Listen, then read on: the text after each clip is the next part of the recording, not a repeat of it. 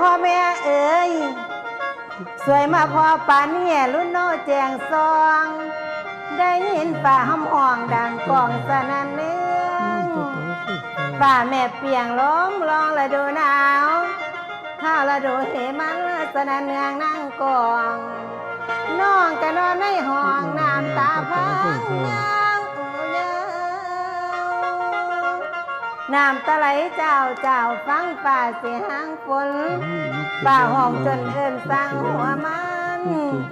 อาศจรรย์แนวฝนสั่งลาป่ากุ้งหูป่าขอนในหน้าป่าสิสั่งหวังว่ามีสิสนฝนป่าสิหางเหินนับตะมือสิเงินเหินทางปูป่าลาฝูงน้องโมนาทีวังกวง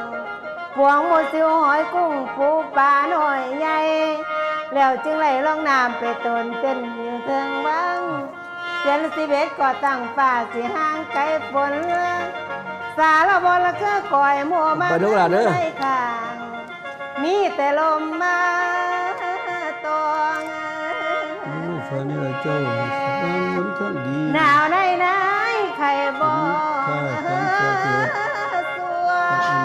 สินค้าการเกษตรกาว่าวอนมันแหงท่วงนกตัวเอ้ยมันหำห้องหัวใจน้องหัวใจน้องแม่นหำห้องแม่นหำห้องโอ้ยน้องละนาอันนี้หมอลำมูมันสิการรับรองคือกันล่ะแต่ว่าการเนื่องเสียงบ่คือกันเอาว่าเป็นกรกลางได้เฮาไปร่ำรองก็ได้สินะอันนี้คือไล่เนนวะครับหาร่ำใหญ่ที่ไปร่ำรอง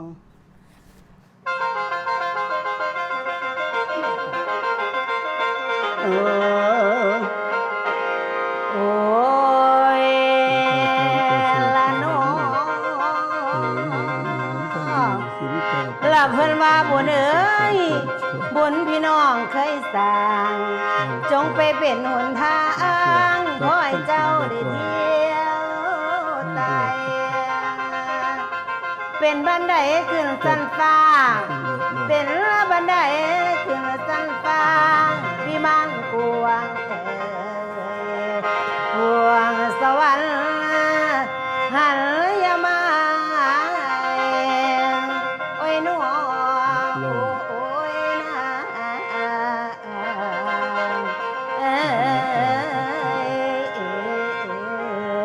ละน้อง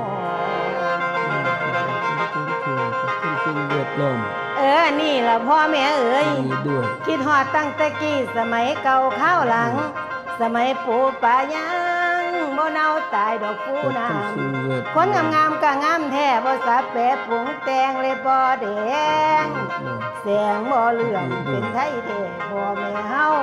แต่เด็กก่อนเข้าคนเก่าเฮาสมัยไปทางไหนบ่มีรถขี่ลานั้นมีรอ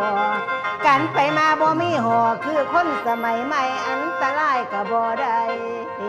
มีหน่วยแม่นทางตาผู้เป็นนายเพิ่นขี่ม้าทำราชการหลวงประชาชนทั้งปวงขี้เปลี่ยนดอกเว้นออมไปก็มอมมืดมือบ่มีเลยอุบัติเหตุไปไหนเขตป่าใหม่ชะนีอ่อนตัวเซลซุ้มหมอนอกแก่กี้แก้วหมู่นึงนั่นเป็นแสนไปในเด่นดงเขาป่าเราแก้มโอมีหมูเสือหรือสางคนละข้างยืม